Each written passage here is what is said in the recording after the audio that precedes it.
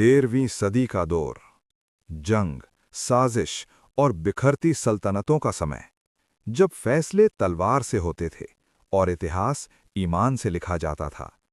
उसी दौर में एक नाम उभरा, एर्तुगरुल गाजी, एक ऐसा सरदार जिसने खुद बादशाहत नहीं मांगी, लेकिन बादशाहत की नींव रख दी। अगर एर्तुगरुल गाजी नहीं होते तो शायद उस्मानी सल्तनत भी नहीं होती। एर्तुगरुल गाजी काई कबीले के सरदार थे। उनका कबीला नई जमीन की तलाश में सफर कर रहा था। ठंड, भूख, खतरे, हर कदम इम्तिहान। लेकिन वो कहते थे, जिसका भरोसा अल्लाह पर हो उसका रास्ता कोई नहीं रोक सकता। एक दिन उन्होंने देखा दो फौजों के बीच भयानक जंग चल रही है, एक ताकतवर, दूसरी कमजोर।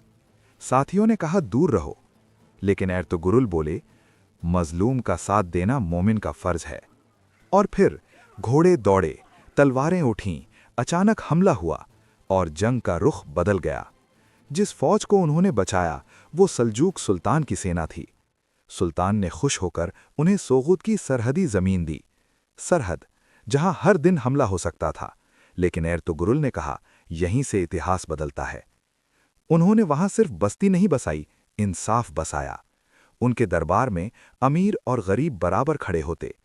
वो कहते थे, दिल इंसाफ से जीते जाते हैं। वो रूहानी रहनुमाई लेते थे शेख इदेबाली से। उन्होंने सीखा, ताकत से पहले अखलाक आता है। अपने बेटे उस्मान को वो कहते, अगर कभी हुकूमत मिले तो रहम करना, क्योंकि अल्लाह रहम करने वालों को पसंद करता है। सरहद पर हमले होते रहे, दुश्मन आते रहे, लेकिन एर्तुगरुल की छोटी फौज हर बार डट कर खड़ी रही, क्योंकि उनके पास सिर्फ हथियार नहीं, ईमान भी था।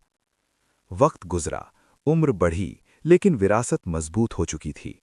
उन्होंने ताज नहीं पहना, लेकिन ताज बनाने वाली नींव रख दी। एर्तुगरुल गाजी नाम नहीं, एक उसूल है।